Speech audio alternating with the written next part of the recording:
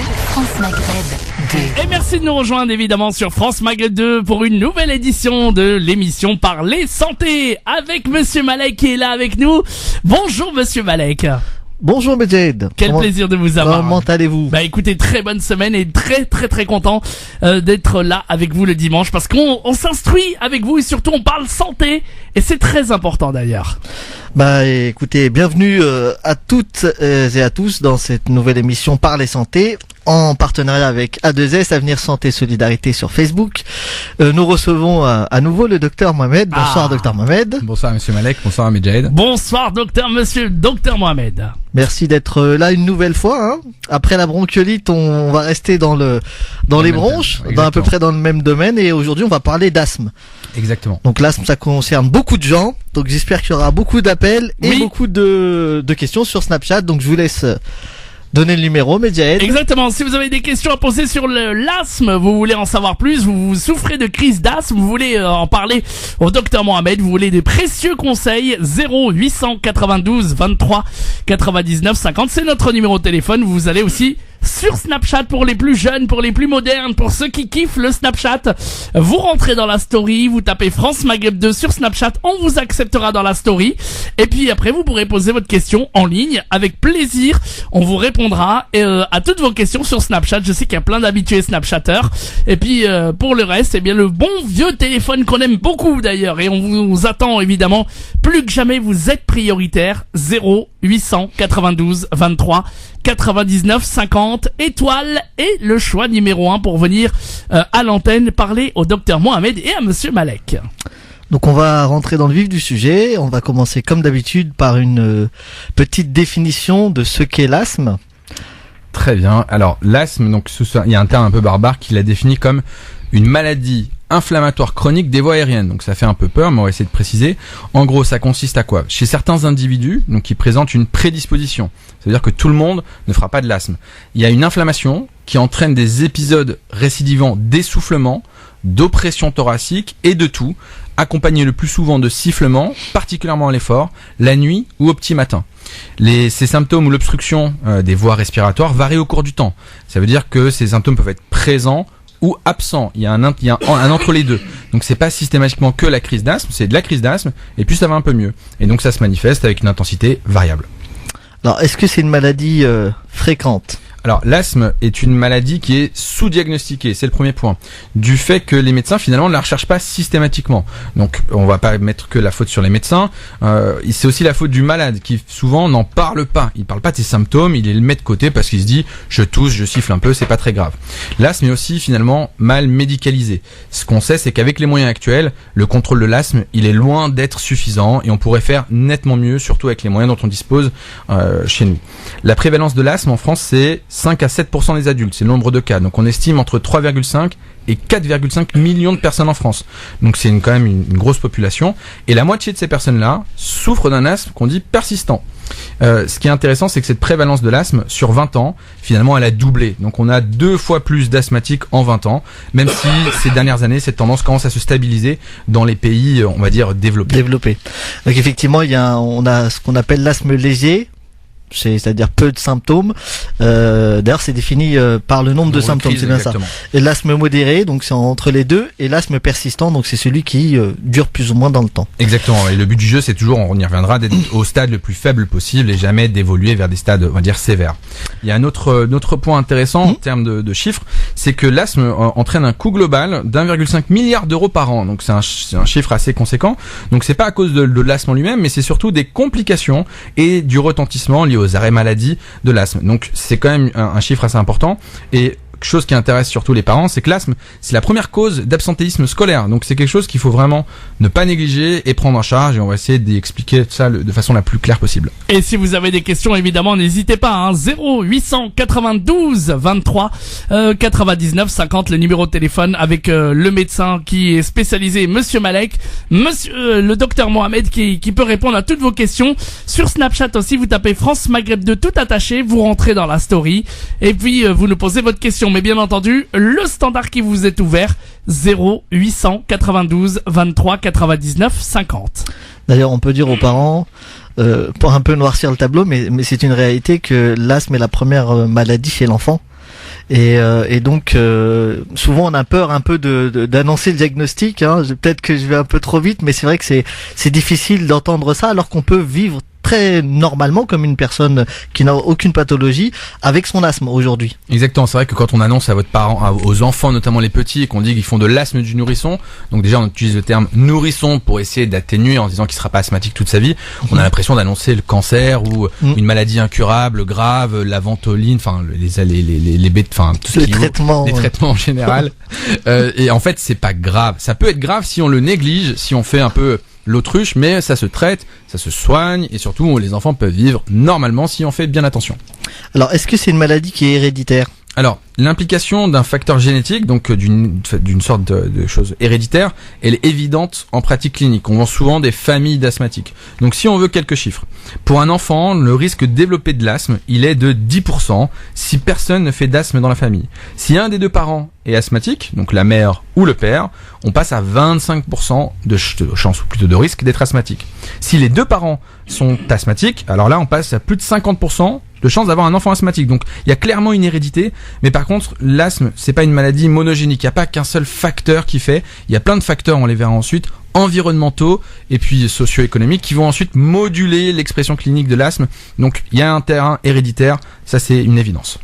Tout à l'heure quand vous avez donné la définition de l'asthme, vous avez parlé de crise d'asthme. Alors qu'est-ce que c'est la crise d'asthme ? Alors donc l'asthme c'est une maladie bronchique chronique, donc qui dure dans le temps, qui a la particularité de pouvoir s'exprimer par la survenue plus ou moins brutale d'épisodes aigus de gêne respiratoire avec des sifflements. C'est ce qui définit l'asthme et ce qui définit surtout la crise d'asthme. C'est ce qu'il faut faire attention, c'est que l'asthme, la crise, c'est un accès qui ne dure pas longtemps, qui dure moins d'un jour. Ça, c'est la crise d'asthme. Il faut qu'on essaie de faire la différence avec une exacerbation. C'est un autre terme que les malades doivent connaître et certains connaissent. On l'emploie beaucoup. L'exacerbation, c'est l'enchaînement des crises. Donc quand on fait plein de crises d'asthme sur plusieurs jours, sur 10 jours, 3 semaines, ça s'appelle une exacerbation. Celle-ci, elle peut être grave si on a besoin de prendre certains médicaments comme des corticoïdes. Et on verra que cette exacerbation a un impact sur le risque vital du patient. Très bien. Alors, est-ce que l'asthme peut être grave ? Alors, est-ce qu'on peut mourir d'asthme d'ailleurs ? Alors il y a un terme que les médecins connaissent très très bien et que les patients peut-être un peu moins, mais on appelle l'asthme aigu grave. Donc oui, l'asthme peut être grave dans certains cas, dans certaines situations. Lorsqu'on fait plein de crises d'asthme et qu'on passe à une exacerbation, il y a un risque de faire justement un asthme aigu grave. C'est dès lors que le pronostic vital est en jeu. Donc ça correspond à deux situations. La première qu'on vient d'évoquer, ça fait plusieurs jours, je suis essoufflé, j'ai pris des médicaments, ça va mieux, ça va un petit peu mieux, ça recommence. Donc ça c'est un état de mal qui s'installe sur plusieurs jours, qui peut conduire à un asthme aigu grave. Et le deuxième, c'est la crise d'asthme qui est d'emblée très très grave, brutale, qui est moins fréquente heureusement, mais qui est souvent plus sévère. Ce qu'il faut savoir, c'est que la mortalité de l'asthme, heureusement, est en diminution. Malgré tout, il y a plus de 1000 décès qui sont recensés dans l'année par asthme, contre 2000 dans les années 90-95. Mais on meurt encore malheureusement aujourd'hui d'asthme, et ça c'est vraiment pas acceptable. Jared ? En tout cas, je suis très surpris par ce chiffre quand même. Oui. On va revenir, on va marquer la pause, comme ça on est tranquille et on va vous accueillir évidemment au standard. Si vous souhaitez vous aussi parler au docteur Mohamed, vous voulez poser des questions, vous souffrez de crise d'asthme ou alors vous voulez en savoir plus, vous avez besoin d'un diagnostic ou du moins d'un conseil, parce que oui, plutôt les diagnostics c'est les médecins. Et surtout quand on va parler du diagnostic, on va comprendre que c'est impossible à faire ni par téléphone. Ni par téléphone, voilà, c'est ça, c'est important de le préciser. 0892 23 99 50. Je suis sûr qu'il y a plein d'auditeurs qui ont envie de faire des témoignages aussi sur leur des parents aussi qui éventuellement se posent des questions sur les symptômes qu'ont leur enfant. N'hésitez pas, on est là pour vous accueillir évidemment, même si vous souhaitez aussi rester anonyme, il y a pas de problème. 0892 23 99 50. Vous faites la touche étoile. Le choix numéro 1, sachez que vous serez prioritaire, chers auditeurs, et qu'on vous accueille évidemment pour poser toutes vos questions. N'hésitez pas, on a un vrai spécialiste, le docteur Mohamed, pour vous, et je sais que certains sont très timides, mais vous allez franchir le pas de ce pas, et surtout comme ça vous serez bien conseillé et vous allez pouvoir aussi aider nos chers auditeurs avec vos témoignages. 0892 23 99 50. On parle de l'asthme aujourd'hui, et puis je vous rappelle évidemment cette opération Radioton spécial Palestine. Je vous rappelle que tout au long de ce week-end, eh bien, on est généreux envers les Palestiniens. Ce sont des familles orphelines pour les réhabilitations des orphelinats en Palestine. On a eu le Secours Islamique très présent avec Ahmed tout à l'heure qui nous en a bien parlé. Et donc, si vous voulez vous aussi apporter votre don au Secours Islamique pour aider les orphelinats en Palestine, eh bien, vous pouvez appeler le 01 60 14 14 14 01 60 14 14 14 ou vous allez sur le site internet secours-islamique.org et vous pouvez faire directement votre don en ligne. D'avance, merci pour nos frères palestiniens en tout cas et pour ce radioton spécial. On compte vraiment sur vous, je le dis, et grâce à cela, eh bien, ça permettra vraiment d'aider des millions d'enfants palestiniens puisqu'on parle vraiment d'enfants. 01 60 14 14 14 secours-islamique.org. Allez, on revient très vite avec peut-être, mais je l'espère, j'en suis sûr, des questions des auditeurs. 0892 23 99 50. On parle de l'asthme dans une seconde. France Maghreb 2, France Maghreb 2. Allez, nous sommes de retour évidemment sur dans l'émission Parler Santé avec Monsieur Malek et toutes vos questions sur l'asthme. N'hésitez pas, 0892 23 99 50. Vous faites la touche étoile, le choix numéro 1. On sait qu'il y a plein d'auditeurs qui ont envie d'appeler, mais bon, qui attendent un petit peu. Attendez, hein, mais jusqu'à 19h, mais pas trop quand même. Hein, donc, oui, après c'est fini. Hein. Après c'est fini, donc si vous avez chez nous. Voilà. Donc s'il y a des parents qui ont des enfants qui toussent beaucoup, qui sifflent aussi également, qui ont des complications, enfin en tout cas qui ont besoin d'avoir des conseils du docteur Mohamed, il est là.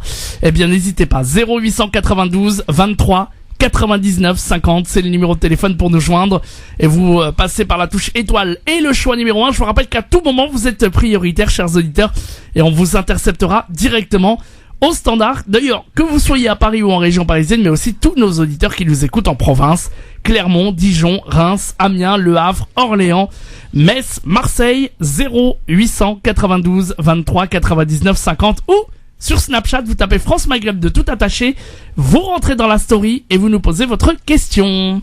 Donc nous avons vu donc ce qu'était l'asthme, donc une maladie inflammatoire des voies aériennes, c'est bien ça, qui est une maladie donc très fréquente, notamment chez l'enfant, et qui était souvent héréditaire. Et plus en fait les parents étaient asthmatiques, plus l'enfant avait des risques d'être asthmatique. Nous avons expliqué ce qu'est la crise d'asthme, donc l'aspect le plus grave.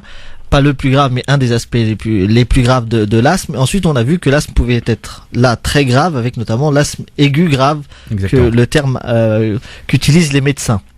Alors maintenant, on va s'attaquer en fait aux facteurs de risque de l'asthme aigu grave. Est-ce que vous pouvez nous en dire un petit peu plus, docteur Mohamed ? Bien sûr. Alors cet élément est très important parce que derrière la liste que je vais un peu vous énumérer, il y a une conséquence directe, c'est que ces facteurs-là entraîne un risque de décès par asthme et de mort et d'hospitalisation. Donc c'est pas des critères qu'on prend au hasard et qu'on se dit bah tiens oui je suis dedans mais c'est pas très grave. Donc si on en cite quelques-uns, le fait de vivre dans les conditions socio-économiques défavorisées, c'est un facteur de risque. Le fait d'avoir d'autres pathologies, notamment psychiatriques. On sait bien que malheureusement ces patients-là se plaignent moins que les autres et avant de consulter attendent un stade très avancé de la maladie, ce qui peut être grave. Les enfants et les sujets âgés sont à risque. Les gens qui ont déjà eu des antécédents d'asthme presque fatal, on se dit ah oui effectivement c'était très grave, j'ai dû aller en réanimation, une hospitalisation en réanimation fait de vous quelqu'un qui risque d'y retourner malheureusement. Les patients qui fréquentent souvent aux urgences, qui me disent ah bah oui j'ai été la semaine dernière faire des aérosols, je vois mon médecin tous les 15 jours à cause de l'asthme, là encore une fois attention, c'est à ne pas négliger. Il y a des patients aussi qui sont mauvais percepteurs de leur obstruction. Ils se rendent pas compte qu'ils sont en train de faire des crises d'asthme, mais quand je discute avec eux, je leur dis mais est-ce que vous êtes essoufflé ? Ils disent bah non, tout va bien, et malgré tout, ils sont en train de faire une crise. Ils ne s'en rendent pas compte. Donc eux, faut faire très attention. Les gens qui fument, le tabac, ça c'est quelque chose d'assez terrible, mais si vous fumez, bah vous êtes à risque de mourir à cause de l'asthme. Donc c'est une chose qui paraît bête, mais c'est simple. Le tabac peut vous tuer en plus des autres cancers et autres problèmes. Bien sûr, on a souvent des malades, ça touche plutôt les sujets jeunes qui sont un peu dans le déni de la maladie, comme les patients diabétiques, et qui ont une mauvaise observance du traitement. Un jour, je prends mon traitement parce que je vais pas bien, demain je commence à aller mieux, je ne prends pas mon traitement. Eux, ils sont à risque effectivement aussi de faire des complications. Un autre chiffre simple à retenir, c'est que si on utilise au moins 3 médicaments pour l'asthme, on est à risque de faire des asthmes aigus graves. Donc 3 médicaments égale, attention, je ne suis pas un asthmatique à prendre à la légère. Enfin, quand on vient d'arrêter des corticoïdes dans les 3 mois, il y a une sorte de risque de récidive, donc méfiance. Donc tous ces éléments-là sont à connaître, bien sûr des médecins, ça c'est une évidence, mais des patients. Si vous êtes dans une de ces situations-là, il ne faut pas négliger votre asthme. Bien sûr, on va pas entraîner de psychose, vous n'allez pas mourir dans la minute, mais attention, en cas de symptômes, il faut consulter. C'est vrai que l'asthme a une relation, c'est une pathologie où le patient et sa maladie ont une relation très très très privilégiée, parce qu'en fait il s'écoute beaucoup, même si il y a ce déni dont vous parliez. C'est vrai qu'il s'écoute beaucoup, parce que là c'est la respiration, c'est pas quelque chose, c'est pas comme par exemple le diabète où on va faire un chiffre, on va faire une analyse, c'est ce sentiment de mort imminente lorsque surtout on a déjà fait un asthme aigu grave, et le patient effectivement notamment aussi de temps en temps ont des problèmes psychologiques, parce que lorsqu'ils vivent cette situation-là, c'est très très compliqué pour eux de vivre normalement. Donc en fait, ils limitent tout ce qu'ils peuvent pour pas arriver et c'est à l'excès. Très intéressante, parce qu'il y a des patients qui définissent leur crise comme une crise inhabituelle. Ça, encore une fois, c'est très important. On peut faire des crises d'asthme parce qu'on se connaît asthmatique, mais dès lors qu'on se dit tiens, cette crise est inhabituelle, donc ça c'est quelque chose qui ne se mesure pas. Donc c'est là où la relation entre le malade et sa maladie est très importante. C'est que attention, là c'est un grand signe d'alarme. Donc si vous avez l'impression que votre crise d'asthme n'est pas comme d'habitude, il faut absolument consulter et s'écouter, c'est vraiment le maître mot dans l'asthme. En tout cas, on continue à accueillir vos appels, vous êtes les bienvenus. Si vous voulez vous aussi vous parler témoigner sur la crise d'asthme, si vos enfants, vous avez envie de témoignages pour vos enfants, si vous voulez nous parler de vos symptômes et d'avoir un petit conseil du docteur Mohamed, n'hésitez pas. 0892 23 99 50 étoile et le choix numéro 1 pour ceux qui viennent de nous entendre et qui ont des questions. Vous êtes vraiment tous et toutes les bienvenus. 0892 23 99 50 ou sur Snapchat en tapant France Maghreb 2 tout attaché, vous rentrez dans la story et vous nous posez votre question. Monsieur Malek va scruter le Snapchat et moi je vous attends au standard 0892 23 99 50. N'hésitez surtout pas. Alors on continue, maintenant on va parler de diagnostic, parce que là aussi c'est un peu compliqué, parce que vous nous l'avez dit tout à l'heure que l'asthme est une pathologie sous-diagnostiquée. Donc comment on fait ? Alors, qui on va voir ? Déjà, dans un premier temps, on va mettre un peu de côté les crises d'asthme évidentes où ça siffle. On se dit, tiens, je dois faire de l'asthme. Tout le monde sait que si on siffle, il doit avoir une histoire d'asthme. On a tous quelqu'un dans la famille ou dans l'entourage qui fait de l'asthme. Donc ça, on arrive à le reconnaître, et ce genre de diagnostic est assez évident et ça pose pas de problème. Là où on peut s'intéresser, c'est surtout les symptômes un peu moins typiques, les autres signes qui sont moins classiques. Si on se sent opprimé, enfin une sorte d'oppression plutôt dans la poitrine, ça peut être un signe d'asthme. Bien sûr, à pas, on va dire, mélanger tout avec la douleur thoracique de la personne de 60 ans qui fume, qui peut être un infarctus, on va pas mélanger. Mais le sujet de 15 ans qui se sent un peu oppressé, il se dit tiens, j'ai un peu mal, ça peut être un signe d'asthme. Il y a certains patients qui vont siffler, mais pas très longtemps. Donc même si vous sifflez pas très longtemps, c'est un équivalent d'asthme, donc à ne pas négliger. L'asthme a une particularité, c'est que finalement la gêne est souvent nocturne et elle entraîne le réveil. Donc si ça vous arrive la nuit ou au petit matin, attention, c'est un élément en faveur de l'asthme. Autre signe qui peut être un peu trompeur, c'est tout ce qui peut être déclenché par l'effort. Donc si on se met à courir, à rattraper le métro, monter les escaliers et qu'on se met à être gêné ou à tousser, c'est un équivalent d'asthme. Il y a certains malades qui présentent juste des bronchites à répétition et ils emploient souvent le terme de bronchite asthmatiforme. Mon médecin m'a dit que je fais une bronchite asthmatiforme. Ça, c'est une piste à explorer et à pas mettre de côté encore une fois. Il y a quelques éléments qui peuvent nous orienter. Donc le premier, on en a parlé, c'est quand dans la famille il y a des asthmatiques, nous on est à risque. Si ça nous arrive la nuit, ça encore une fois, ça peut être un signe d'asthme. Enfin, il y a certaines circonstances dont on a parlé, le fait de faire un effort, de rire, de s'exposer à certains irritants ou allergènes ou la pollution, ça peut entraîner de l'asthme. Autre chose que je vois aussi chez les petits enfants, c'est lors d'une infection ORL. Ils font une espèce de rhinopharyngite banale et les parents ne comprennent pas, tiens, ça traîne. Donc si ça traîne dès lors qu'on fait une infection, ça peut être un signe d'asthme. Il y a une autre association qui est assez forte, c'est ce qu'on appelle la rhinite allergique. 90%. Exactement. 80-90% des asthmatiques ont une rhinite allergique. Donc la rhinite allergique, c'est quoi? C'est le nez qui coule de façon un peu continue, sans pour autant qu'on soit malade. C'est pas un virus qu'on a attrapé, c'est une rhinite allergique. Et ça, c'est associé à l'asthme. Il y a aussi ce qu'on appelle l'eczéma, que souvent les petits enfants ont, mais pas que. C'est des espèces de plaques rouges qui font que les enfants se grattent. Et ça, il y a une association assez forte avec l'asthme. Donc tous ces petits éléments, ça permet un peu d'orienter le diagnostic. Mais tout ça, c'est que des pistes. Alors, comment après on peut formellement diagnostiquer l'asthme? Alors, si on veut faire un diagnostic d'asthme, donc déjà on va voir son médecin traitant, qui si suspecte de façon formelle ou s'il y a un doute, il vous adressera vers un pneumologue ou un hôpital qui a un service de pneumologie pour faire des explorations fonctionnelles respiratoires. Donc ça, c'est un terme un peu barbare pour dire les EFR, les fameuses EFR que les professionnels connaissent bien. C'est quelque chose de indolore, qui ne fait pas mal, qui prend pas de temps, à peine une demi-heure à tout casser. On est dans une espèce de machine, on souffle et ça nous permet d'obtenir une espèce de courbe avec des débits et des volumes qui permettent de calculer un espèce de score qui peut vous dire si vous êtes asthmatique ou non. C'est le seul moyen de façon claire et nette de dire si vous êtes asthmatique. Tous les autres, c'est des petits indices seulement. Donc ça c'est en cas de suspicion ou de forte suspicion plutôt pardon.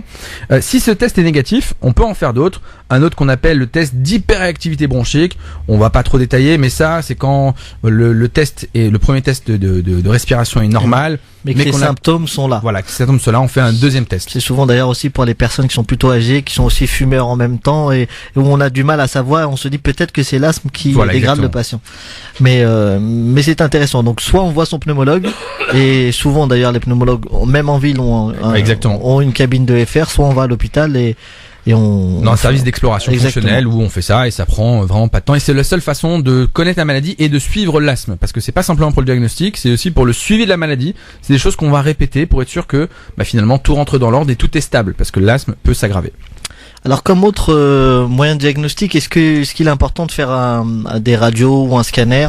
Alors c'est une question qui revient souvent en consultation où les gens font une sorte de fixation sur la radio ou le scanner en me disant tiens mon fils fait de l'asthme ou je fais de l'asthme, faut que j'aille faire une radio. Alors on ne diagnostique pas d'asthme sur une radio. Ça ne sert pas du tout à ça.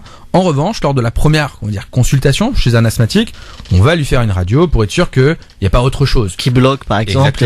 Exactement. Un obstacle au niveau des bronches ou de la trachée peut faire siffler. Mais donc on va en faire une première fois.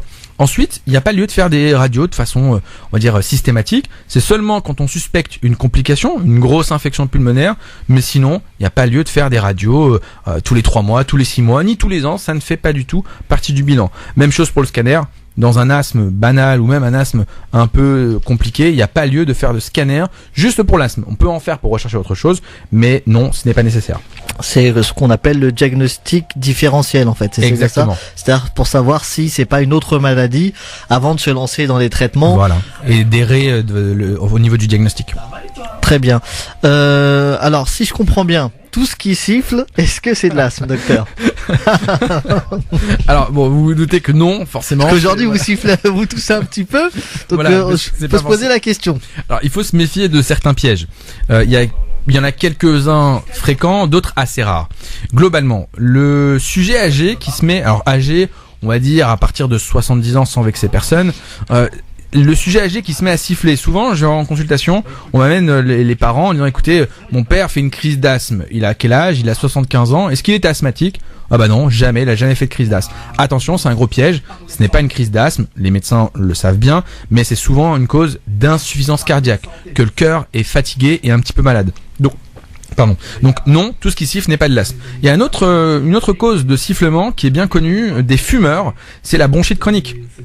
La personne qui fume et qui fait des bronchites à répétition va se mettre à siffler. Et encore une fois, l'âge d'apparition des sifflements est déterminant. Si on se met à siffler vers 50 ans, c'est peu probable que ce soit de l'asthme. C'est les deux grosses causes qu'il faut retenir. Il y a d'autres maladies un peu rares comme la mucoviscidose ou certaines tumeurs, mais on va peut-être pas rentrer dans les détails qui peuvent faire siffler. Et c'est souvent diagnostiqué maintenant, bien heureusement, dès la naissance. Mais il reste encore quelques cas de diagnostic tardif.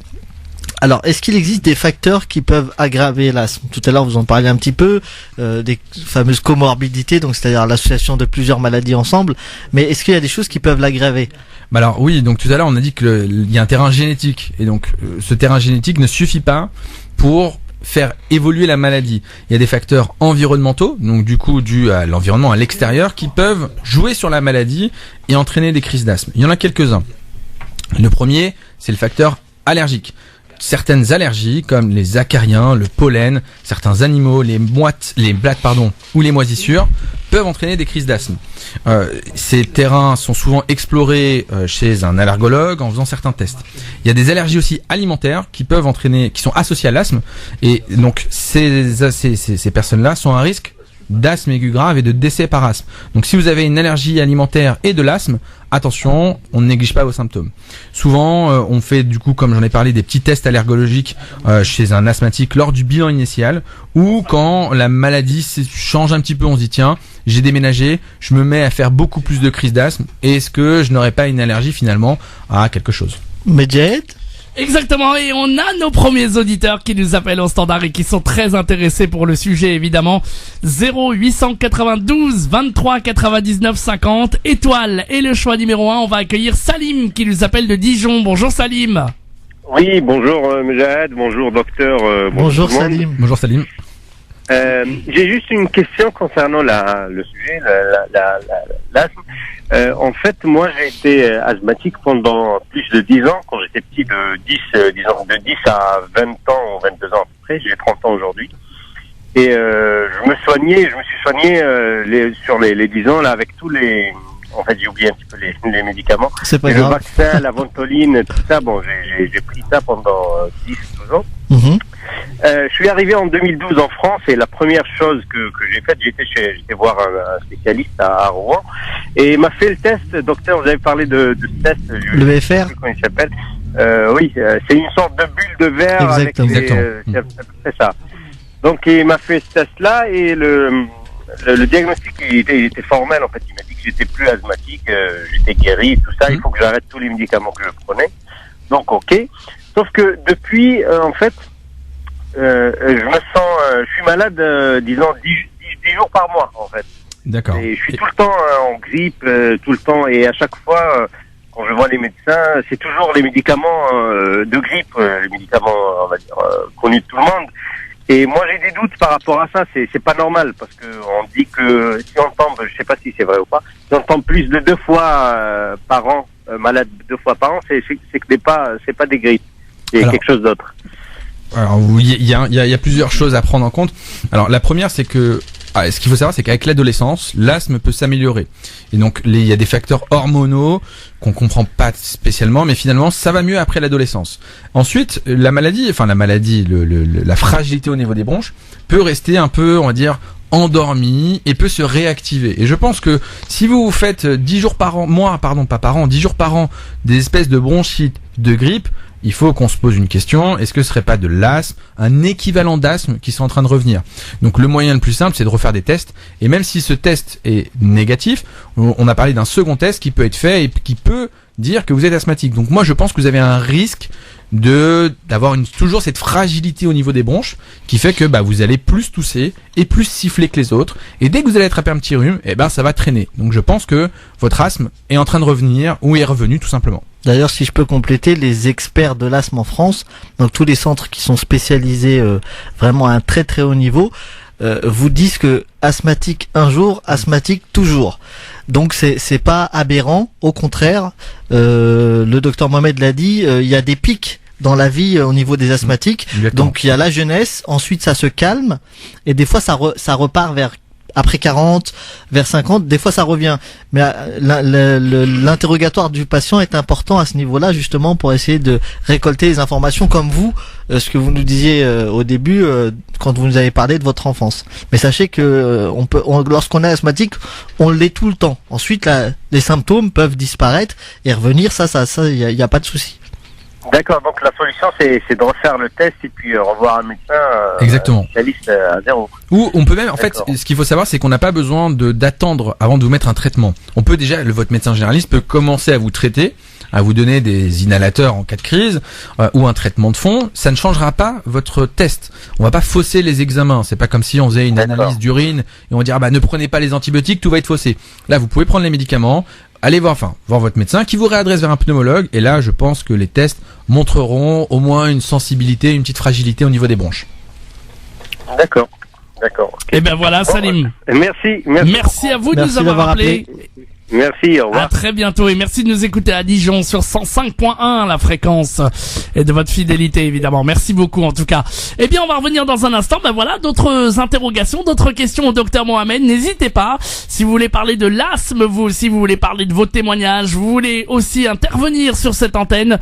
Un numéro de téléphone évidemment 0892 23 99 50. Je répète 0892 23 99 50. N'hésitez surtout pas, comme cet auditeur Salim de Dijon, à franchir le pas, à nous appeler. Vous pouvez parler avec notre vrai spécialiste, Monsieur Mohamed, et puis Monsieur Malek qui s'y connaît aussi bien. Hein. J'ai l'impression que il touche pas mal dans le domaine. Exactement, on a un vrai expert. J'ai l'impression qu'il touche à tout lui en fait, ce Monsieur Mohamed, ce Monsieur Malek. Je touche surtout à l'asthme. Surtout à l'asthme, écoutez, voilà. Donc c'est voilà, vous pouvez donc nous appeler, il y a pas de souci, vous posez vos questions. Si vous voulez rester anonyme, il y a pas de souci. Des consultations instantanées ou du moins des conseils, on va dire personnalisés, si vous le souhaitez. Voilà, parce que consultation, non, c'est pas le but. C'est pas le but. 0892 23 99 50 où vous pouvez aller sur Snapchat, vous tapez France Maghreb 2 tout attaché, vous rentrez dans la story et vous posez votre question. Et puis je rappelle évidemment, merci d'être de plus en plus nombreux. Merci aussi à tous les auditeurs qui participent nombreux et nombreux à ce radioton spécial Palestine. Je vous rappelle que tout au long de ce week-end, eh bien, on aide les familles palestiniennes à réhabiliter les orphelinats du côté de la Palestine qui, évidemment, ont besoin de nous et qui, malheureusement, ont des difficultés pour subvenir à leurs besoins, en tout cas. Et donc, les orphelinats doivent être réhabilités et on a récolté une bonne partie de la somme d'argent et on continue à vous accueillir, quel que soit votre don, vous êtes les bienvenus. Sadaqa Jariya et puis surtout, merci beaucoup de votre bon cœur. Si vous aussi vous voulez donner, vous allez sur secours-islamique.org, vous mettez votre don en ligne totalement sécurisé ou alors vous pouvez appeler le Secours Islamique France au 01 60 14 14 14. Je rappelle que c'est pour les enfants et les enfants palestiniens, on pense très très fort à eux et le meilleur moyen de leur venir en aide c'est de pouvoir donner. Donc n'hésitez pas, 01 60 14 14 14 secours-islamique.org. Et puis allez, dans un instant, d'autres questions, d'autres interrogations.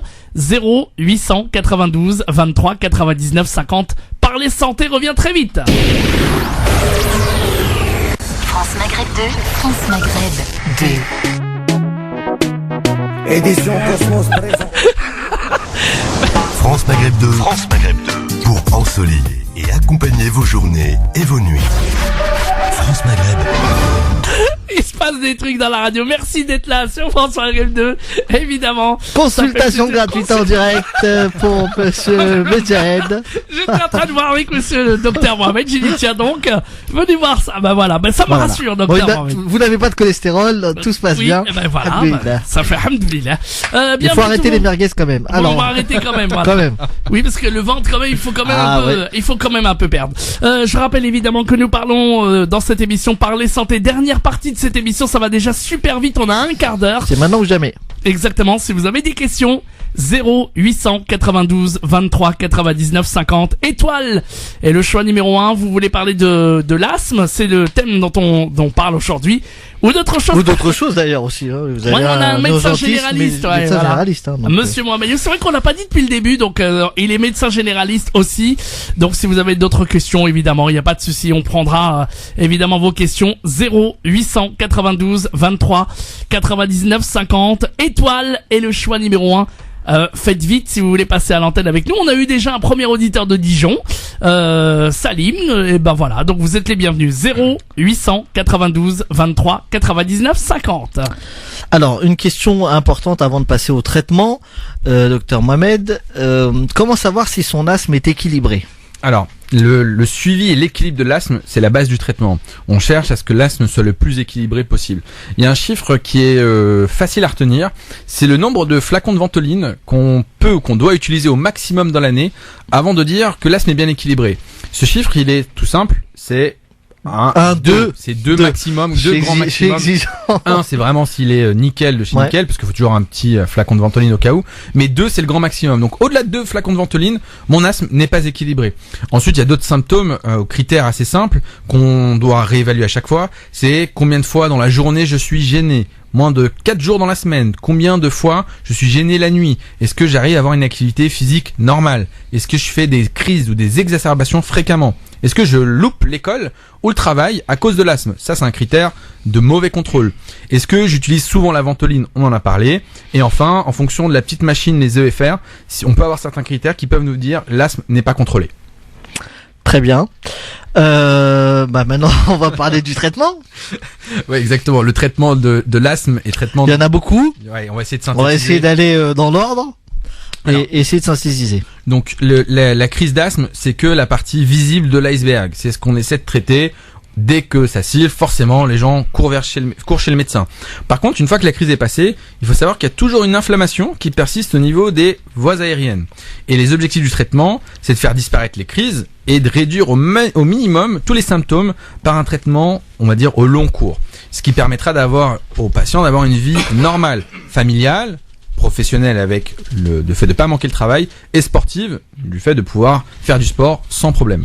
Est-ce qu'on peut dire déjà d'emblée que la terbutaline et le Bricanil, donc les traitements de courte durée d'action, donc on va en parler juste après, les traitements dits de secours ne sont pas les traitements de fond de la maladie, et que ça ne sert que dans l'urgence en fait. Exactement, c'est le traitement de la crise que tout le monde connaît bien et qu'en fait permet dans quelque sorte. Ça commence par un V, ça finit par un E. Mais si on en dit plusieurs, peut-être qu'on a le droit. Je sais pas. Bon, on a le droit de tout. Ah oui. Nous restons sur les DCI. Ceux que tout le monde connaît de toute façon. Ça permet d'ouvrir les bronches. Ça dure que quelques heures et on l'utilise quand on a des sifflements. Mais une autre chose que je veux dire aux patients, c'est aux gens qui nous écoutent, c'est quand on a une toux importante. La toux peut être un équivalent d'asthme. Il faut pas hésiter à en faire. Et souvent, pareil encore une fois en consultation, je vois des parents qui me disent je n'ai pas osé lui faire des aérosols de peur de je ne sais pas quoi. Non, faut pas avoir peur. Si votre enfant tousse et qu'il a une quinte de toux, qu'il est asthmatique, on lui fait un petit aérosol.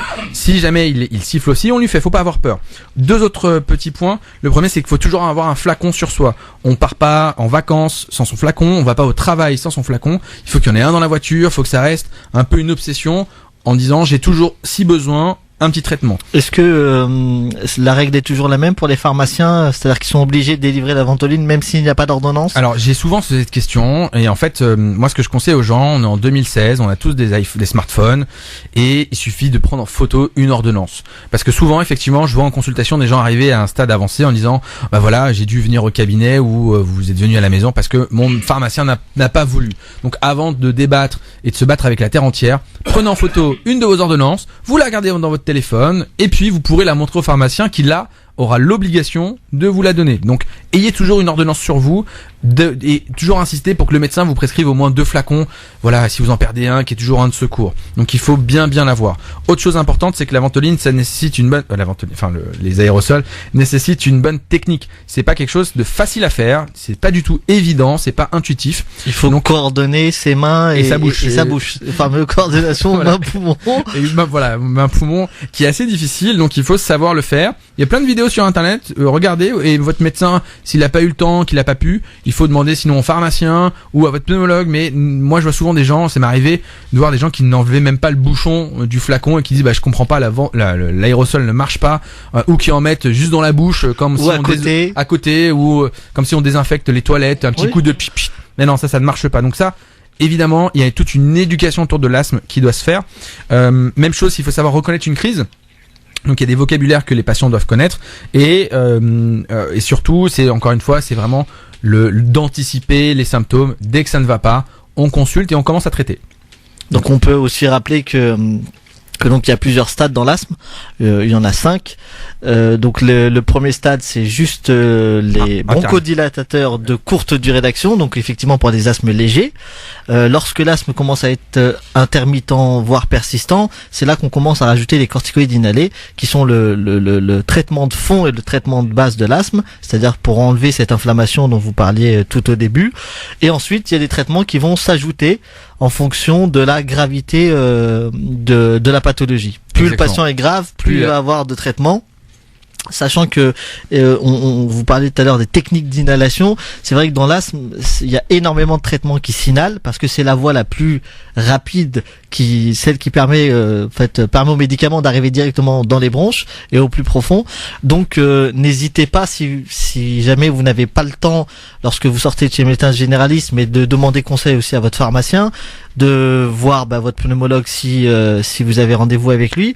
Et il existe dans les structures plutôt hospitalières des écoles qu'on appelle les écoles de l'asthme, les écoles du souffle, l'éducation thérapeutique, l'ETP qu'on appelle vulgairement dans le jargon médical, où des infirmières ou des médecins prennent le temps de vous expliquer, de parler de ces fameux signes d'alerte pour vous permettre au mieux de vivre avec votre maladie. Donc n'hésitez pas à consulter et à demander des informations à tous les professionnels de santé que vous rencontrerez. Exactement, et du coup ça nous permet de voir que notamment le traitement de fond avec ce qu'on appelle les corticostéroïdes inhalés, donc souvent les patients ont peur des corticoïdes en se disant oh là là mais je vais gonfler, qu'est-ce que je risque avec les corticoïdes.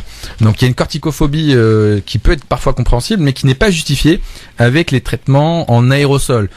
En dehors de prendre certaines doses très importantes, ça va quasiment pas dans le sang et donc il n'y a pas d'effet secondaire dans le sens où on va pas développer de diabète, on ne va pas prendre de poids, on ne va pas gonfler. Donc pas de crainte à ce niveau-là. Au contraire, c'est des traitements de fond qu'il faut prendre tout le temps, même quand ça va. Et c'est à votre médecin, une fois qu'il a dit tiens, ça fait 2-3 mois, on n'a pas fait de crise, finalement on arrive à faire du sport, et là on va envisager de diminuer petit à petit par palier tous les traitements. C'est les corticoïdes oraux qui posent problème. Voilà, c'est ceux qu'on prend par la bouche. Exactement. Lorsqu'on a notamment des crises graves. Et d'ailleurs, j'alerte les gens qui nous écoutent, qui sont asthmatiques, qui une fois qu'ils ont compris la technique des corticoïdes oraux qui les soulagent, vont en prendre un peu là chez le pharmacien, redemandent au médecin généraliste. Attention, c'est ceux-là qu'il ne faut pas prendre à la légère. Exactement. Et il vaut mieux revoir son médecin, revoir son pneumologue et retravailler sur le traitement, sur la technique les techniques d'inhalation, plutôt que dès que je vais pas bien, je prends des corticoïdes oraux. Exactement. On met un petit pansement sur une plaie par balle en quelque sorte et on se dit tiens, allez, on prend un bazooka pour tuer une petite mouche, mais c'est pas le problème. Il faut savoir pourquoi est-ce qu'on fait des crises.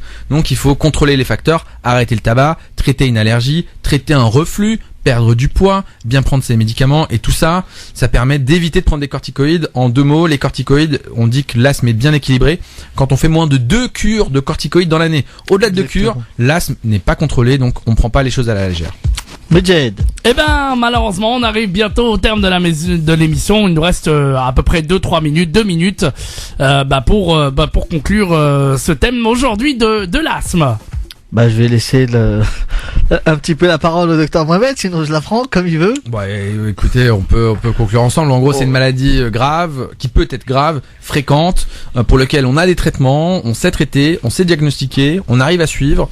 Il y a d'autres mesures simples comme à l'arrêt du tabac, se vacciner pour la grippe. J'essaie de sensibiliser les gens. On arrive en période de grippe. Un peu âgées. Donc personnes âgées ou asthmatiques, c'est fait partie des recommandations. Donc se faire vacciner et puis consulter si besoin, ne pas laisser l'asthme évoluer, quitte à voir son médecin tous les 3 mois pour un suivi. Tout va bien, on monte, on descend les traitements. Et suivez bien votre traitement parce que c'est le plus important pour contrôler son asthme. Exactement. Voilà, la semaine prochaine nous recevrons 2 sages-femmes, donc nous allons parler plus d'asthme mais d'accouchement bien entendu. Et oui, très bien. Donc notamment une sage-femme qui est spécialisée dans l'accouchement par voie naturelle, donc sans péridurale, donc à l'ancienne, comme on disait. Très donc bien. N'hésitez pas si vous avez des questions à les préparer pour la semaine prochaine. Sinon, toujours nos podcasts sont disponibles et nos articles sur la page Facebook A2S Avenir Santé Solidarité et puis la page notre adresse mail avenirsanté-solidarité@gmail.com. Vous pouvez nous envoyer ce que vous voulez, les idées de thèmes, des questions. On se fera un plaisir de vous répondre. Merci beaucoup, monsieur Malek. Ça a été un grand plaisir. Merci au docteur Mohamed aussi qui était là. Merci au docteur Mohamed d'être venu. Et puis dès la semaine prochaine, eh bien on vous retrouve pour une nouvelle édition de Parler Santé. Ça passe très vite. Encore une fois, voilà, ça fait plaisir. Dans un instant, on revient sur France Maghreb 2 avec le rendez-vous de la voyance avec Axel de Paris qui arrive dans une seconde. France Maghreb 2. France Maghreb 2. Pour ensoleiller et accompagner vos journées et vos